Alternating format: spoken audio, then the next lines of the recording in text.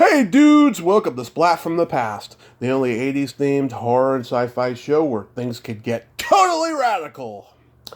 Now, today I will be doing a tribute to the late great movie star James Dean. It's a very special episode. I will be interviewing Lou Bracker. Lou, of course, was Jimmy's best friend the last couple of years he was alive. I think 2 years, maybe even 18 months, somewhere around there. He wrote a book about Jimmy called Jimmy and Me, a personal memoir of a great friendship. And I'm having him on the show today to talk about Jimmy's life and legacy and their time together. He would have been 90 next week on February 8th if Jimmy were alive today. He died in a car wreck September 30th, 1955, as he was filming the Western movie Giant right after his only two other lead roles, East of Eden and Rebel Without a Cause, had come out that year. And it's one of the great Hollywood tragedies. And we'll be chronicling it today. Rebel Without a Cause is like one of my top favorite movies of all time. And it's going to be poignant, emotional, and in-depth. And I can't wait. So yeah, here is my interview with Lou Bracker.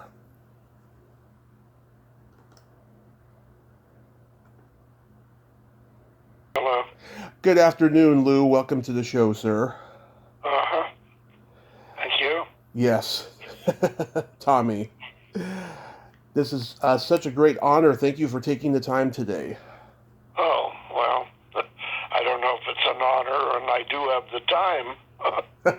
We all have a lot of time on our hands, unfortunately, these days. Yeah. So, going back in time, I know you wrote the book Jimmy and Me. I haven't read it yet, but I do know that you and Jimmy met probably right when he was about to become a star. How did you two meet? Well, that story's in the book. um, Lenny Rosenman, the composer on East of Eden and Rebel, is an old friend of mine since 1947 when he married my cousin. And when they moved out from New York, he called me to come and have lunch at Warner's. And when I got there to the green room, the restaurant on the Warner's lot, he was there in a booth, and this guy was with him, and turned out to be Jimmy Dean. Wow, so it was a mutual friend thing. Yep. Nice. Very definitely. A lot of people didn't realize he had already done like maybe 15 films and TV appearances before East of Eden, but people don't realize, he played a lot of small parts in movies like Martin and Lewis's Sailor Beware, where he was a boxer. Yeah, he was getting, he was headquartered in New York, and he was getting a lot of small parts on TV, and then he landed two different roles on Broadway, particularly one role, and then he began to get bigger parts on TV shows emanating out of New York, like craft theater and things like that. Mm-hmm. And so, but he was basically discovered for films by Elia Kazan, and who was looking for Cal for East of Eden, and knew he'd found him when he found Jimmy. Mm-hmm. Did he study with was it Strasberg or Stella Adler? He was the studio for a short bit. Mm-hmm. The thing was with the young actors in New York was to get into the studio. And so he followed that path, trying to get into the studio. When he got in there, he found that, Strasberg wanted him to act one way, and Jimmy said nobody can teach you how to act, and he was gone. Yeah, I think that was very smart on his part because he sure could act. Yeah, he always we never really discussed acting, but he would say things like, "You can act anywhere. Doesn't have to be New York or Hollywood." And he would say, "Nobody can teach you how to act," and he would say, "You have to become the character. It's not about method. You just simply have to become the character." Mm-hmm. Now, I know that he had some traumatic things happen in his childhood, like he lost his mother when he was 9. Do you think that traumatic experience is what made him the actor he became?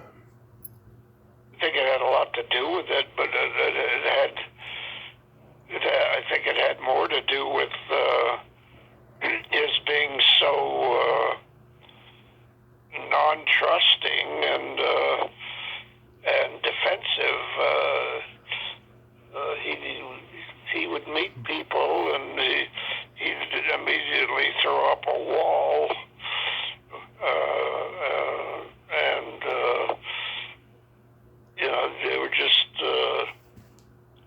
beginning with his father. He didn't trust him. Mm-hmm. Ever since he put him on a train to Indiana. So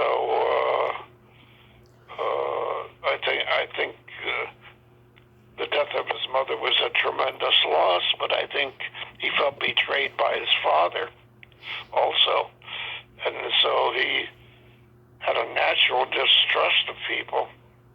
Mm-hmm. It was a way of expressing himself to let out all the aggression and sadness. Yeah, I think acting was a real outlet for him, a real release of his anger and his in a way, crying out for help. I think Rebel Without a Cause there was a lot of crying out for help in that film. I totally agree. Since you brought that up, yeah, I mean it's about relationship with his father that Jim Backus plays in the movie, and then a relationship with his father in East of Eden. Right.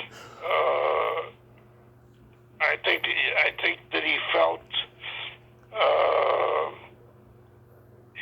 that he was almost reliving his childhood where he couldn't reach his father. Yeah. Was his father still alive when he was making the movies? Oh, yeah. Yeah, do you know if he ever saw the movies? Oh, I'm sure he did. Yeah. I don't have any doubt about that. Yeah, I was curious to whether or not he saw them and had remorse, or it didn't affect him. I don't know if he even made the connection. I can't speak for what was in his father's head, but yeah, I did meet him once a few days after the accident, and it seemed to me that he was kind of removed from it all. Yeah, I can imagine. What kind of a friend was Jimmy? Well, to me, he was a great friend. Yeah. I can only go by my experience, and I pay no attention to what others say. Yeah.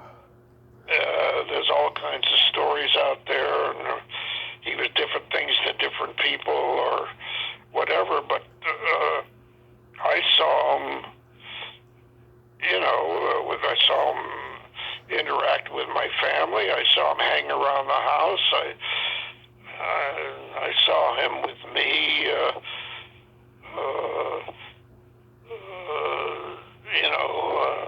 hanging out in Hollywood, and even with hanging out with Ursula Andress, and he was a pal. Mm-hmm. Is it true that he loved playing practical jokes on people? practical joker, and he knew that I really disliked practical jokes, so he never did it with me. Oh, did you see him do it to other people?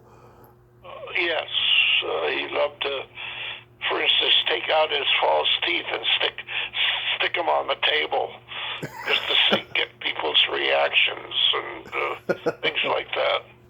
Oh, did he have false teeth? Yes, he lost his front teeth in an accident when he was younger. I don't know the exact details, but wouldn't be surprised if it was a motorcycle thing. Yeah. Wow. So when he got cast in East of Eden, do you remember how he felt about that? Like, was he excited that he finally got the lead? No. I think Jimmy expected it. I think he felt it would be a matter of course, sooner or later type of thing. And,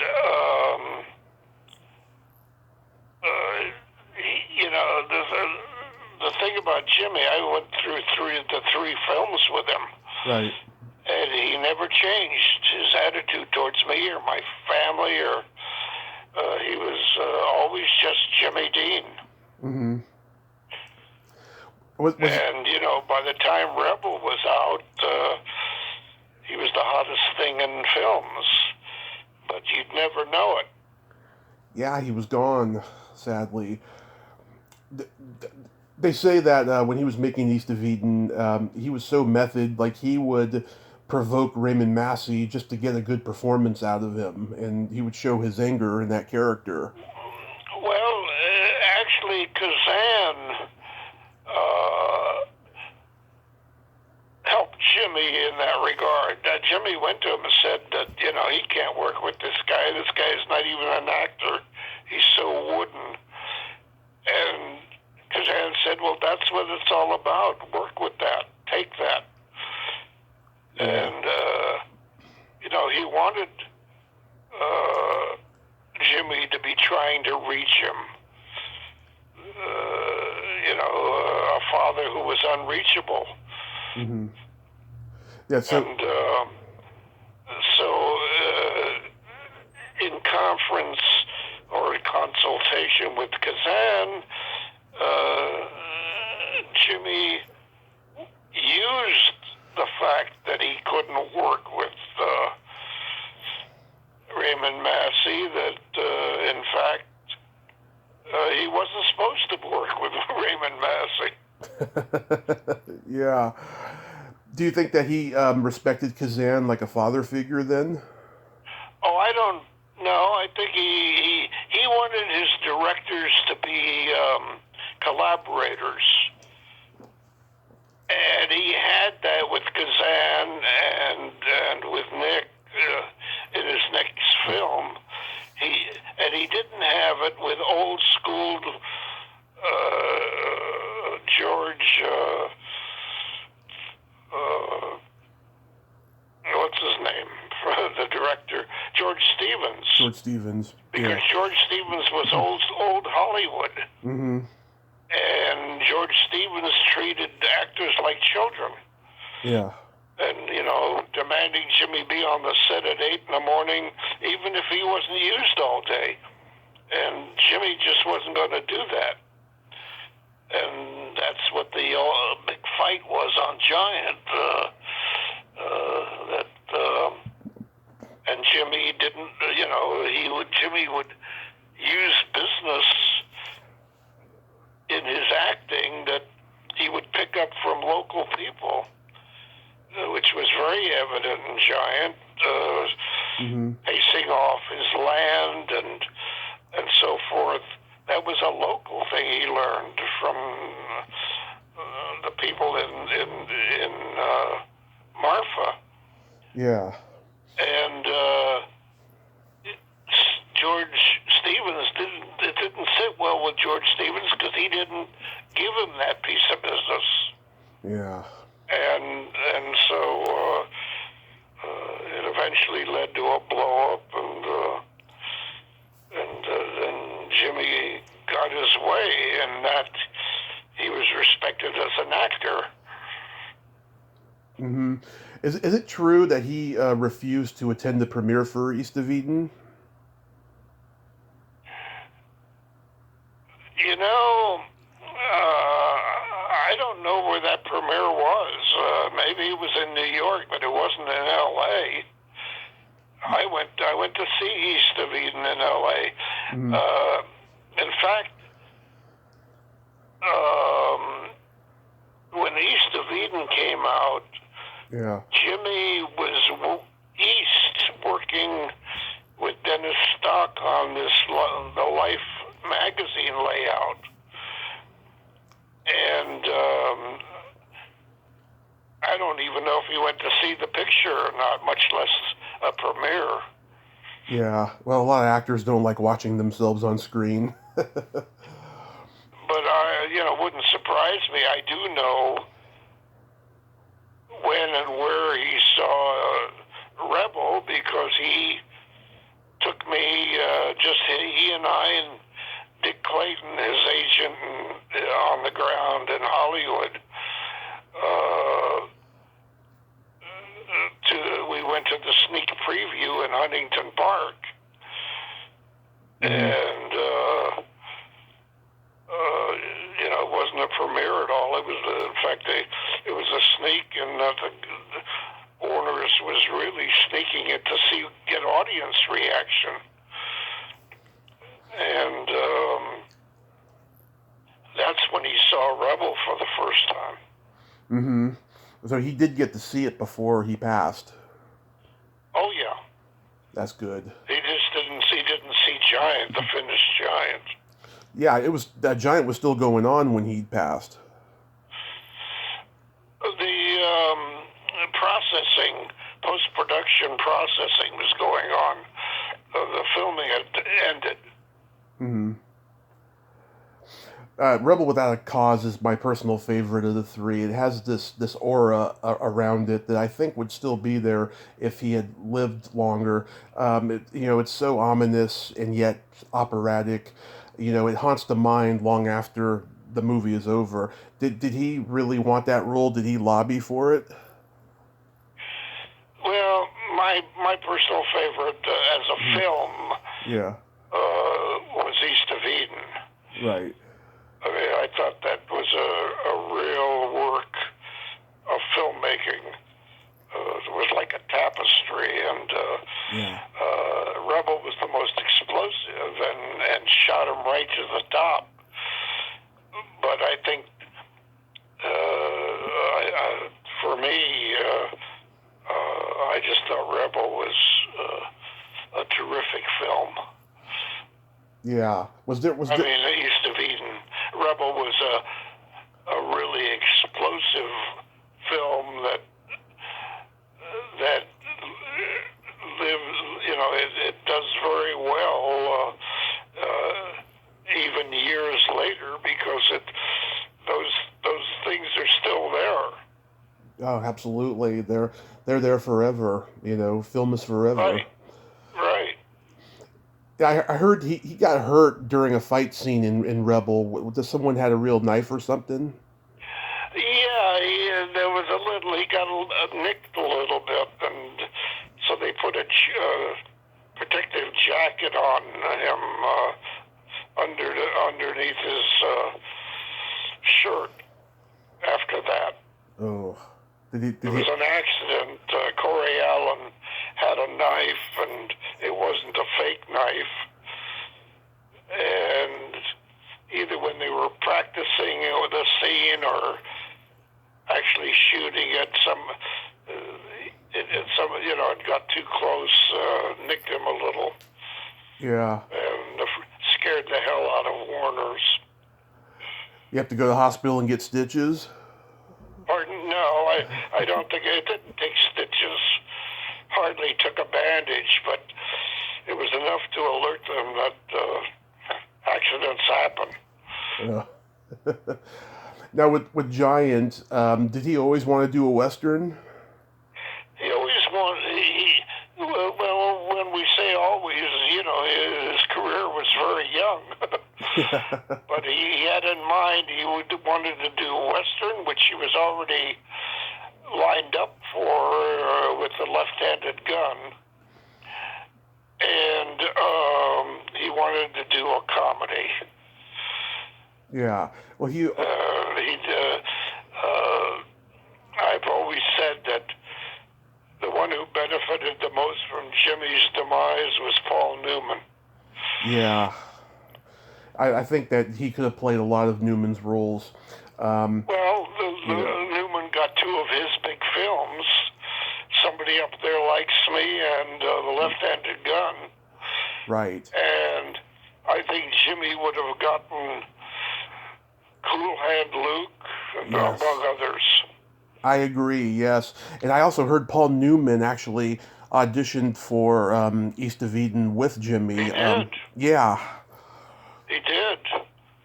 In fact, Paul Newman once said that in New York,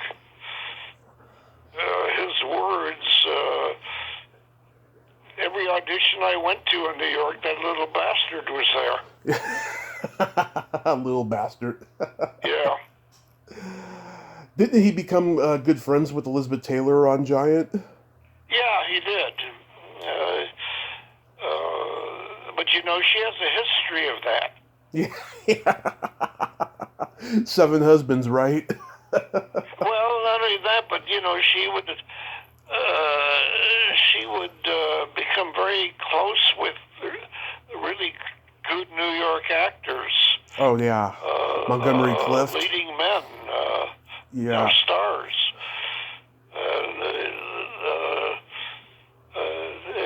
So I thought that she had a natural inclination, like a magnet, to whether it was, and a lot of it really was uncomplicated by sex. The sex didn't enter the picture. Yeah. Yeah, I know she was friends with like guys like Montgomery Clift and another very close friend. Yes. Yeah. Did he get along with Rock Hudson? He thought Rock Hudson was a Hollywood star, not an actor. Right. Yeah. Jimmy gravitated. He thought the best actors in Hollywood were the character actors. Yes, I agree. I love character actors. So on that that sad day of September 30th, how did you find out? Well, that story's in the book too. I didn't go to Salinas because I insisted on going to a football game that night. Mm-hmm. And after the game, I drove by the Villa Capri, and that's how I found out. My God, you must have been just crying for days, right? Yeah, well, that whole story's in the book, believe me. Something I had kept locked up for 60 years. My God, 60 years. Do you think that if he had lived, he would have won the Academy Award for East of Eden? Yeah, who knows? The Academy is, I mean, my example of what I think of the Academy is when Kate Blanchett didn't get the award for Elizabeth. Yeah. They give it to an actress in a part that anybody could have played. Exactly. Oh, God, they've made some really bad mistakes giving out those awards. Oh, yeah, and think of the people who... Peter O'Toole never got an Academy Award. He got an honorary one, but not an actual Academy Award for a performance. Not an actual. Yeah. So did Kirk Douglas. Their history is rife with that kind of nonsense. So, who knows whether he would have ever gotten an award. Yeah, I think that, if he had gotten to a point in his career where the movie roles stopped, he would have been a great TV star, and he could have done one of those TV westerns because he did look like a cowboy. Well, Jimmy wanted to direct and make his own films. He wanted to be a director. That's what the new contract was going to be about with Warner's, which was being written when he died. I remember Dennis Hopper saying in an interview that if Jimmy had lived, he would have been playing Jack Nicholson's role in Easy Rider. Who knows? Yeah. Who knows? I don't know if he'd even had anything to do with Easy Rider because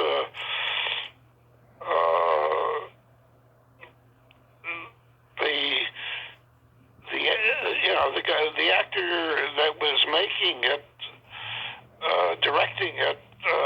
Yeah, Hopper. Dennis Hopper was a young kid on Rebel. Yep. And Jimmy wasn't about to be taking directorial direction from a kid, someone he considered a kid, a decent talent, but young. And so who knows? It's speculation. Yeah. What Jimmy would or wouldn't have done, excepting I do know what he wanted to do and what he wanted to make. Mm-hmm. Did you And I also thought at the time that Warner's made a mistake with Jimmy and Giant because he had just become the idol of every teenager on Earth, and they have him aging in the second half of the movie. That's not what his career had just started. Yeah, that's I think, yeah. And I think that they also privately agreed later that don't take a 24-year-old world idol and make him into a 55-year-old man who's a degenerate and alcoholic. Right. There's been a couple of TV movies made about him. I know Stephen McHattie played him in the 70s and James Franco played him in the 90s. Did you see those movies and did you think they did a good job? I don't see them. No. You can impersonate, but you can't be. Right. And I really had no interest. I knew if I saw him, I would cringe at the inaccuracies and the additions, pure fictional additions to the story. And I haven't read but 2 of the books ever published. Mm-hmm. There's been over 250 of them. Yeah, he's probably had more... I know what I know, and I know the Jimmy I know. Yeah, he's probably had more books written about him than any icon ever. Maybe Elvis comes in second. Well, I've said one thing I've said. I am continually amazed for a guy that was around for such a short time, considering he didn't leave the farm until he graduated. How many people must have followed him with cameras. I mean, I never saw a guy with so many pictures. Yeah. Yeah, I mean, but back then, I think it was a little bit easier for the paparazzi journalists in Hollywood. Well, when we were running around L.A., we were never bothered by anybody. Yeah. We were never bothered by autograph seekers. I never saw a camera. Yeah. It's so crazy. It amazes me. All these pictures over the years have come out out, particularly on the internet, it's almost like they, you know, they followed him 24 hours a day with a camera. Right. It's crazy. What? So what? It is. How long did it take you to write your book, and why did you wait so long to write it? I didn't want to write it. I said I'd never write it. Mm-hmm. And my daughters wanted me to write it.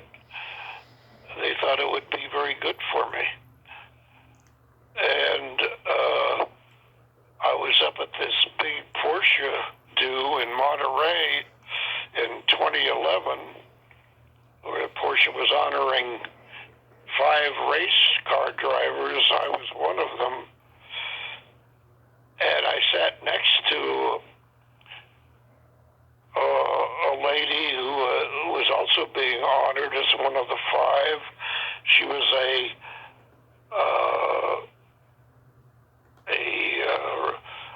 writer, a journalist, Mm-hmm. basically of car racing, and she just started a publishing company, and she fate would have it. I sat at the first dinner. I was seated next to her, Mm-hmm. and she started urging me. She said, "You have a book in you," and started urging me. And then my daughter, one of my daughters, was with me on that trip and sitting at the same table, and she picked up the theme again. Anyway, they kept after me for 4 days of the event. And I said, all right, I'll sit down and see what happens. And so it was like a catharsis. I wrote the book in 2011, 2012, Mm-hmm. and part of 2013, and came out in 2013. And all the stuff I had locked up for all those years came out on the paper. And Yeah. I wrote the book in chronological order, and that's how it happened. That's amazing, though, that it took that long and you had closure and catharsis from it. Yeah, right. Yeah, because I've been, losing a friend like that you had in such a short time who became so iconic, it's got to be traumatizing. Well, yeah, and particularly it was my first loss, Mm-hmm. my first big loss of my life, also. Yeah.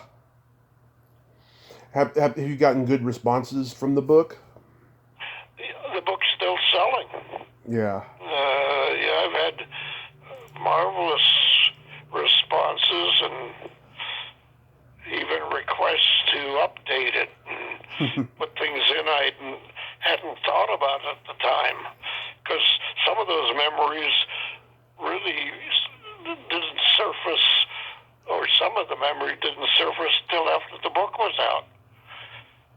Mm-hmm. I read the Amazon reviews and they were all pretty good, so I'm definitely going to get a copy and read it. Did Yeah, you? it'll explain. It gives the stories of most everything. Mm-hmm. And most of the questions you asked are in there in detail. Nice. Did you ever go to the Dearly Departed Tours shop in Hollywood? No, I don't do anything that has to do with the accident. Mm-hmm. I never went to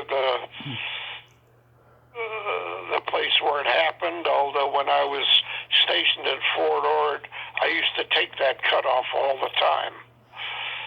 I'm very familiar with it. Yeah. And I didn't go to the grave site since the funeral. Right. Even though, I was there in Fairmont many times. And I see no point in looking at pictures of the car car or the accident. I just avoid it. It doesn't interest me. Did the city declare his where his crash was a landmark? Oh, I have no idea. I couldn't care less. Yeah.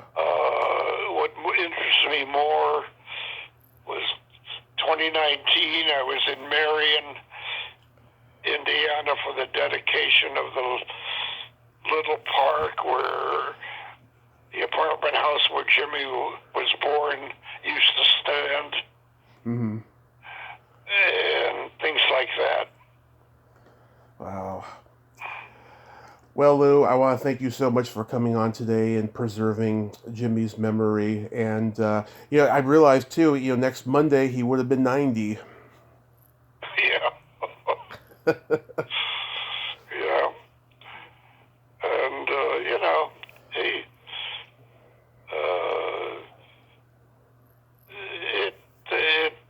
I don't want to get into the Yeah. other world type of thing, but somehow I feel, he's always been there. I always say we've been friends for over 60 years. Right. Well, Lou, God bless and stay safe. Okay, thank you very much. My pleasure, sir. Have a great day.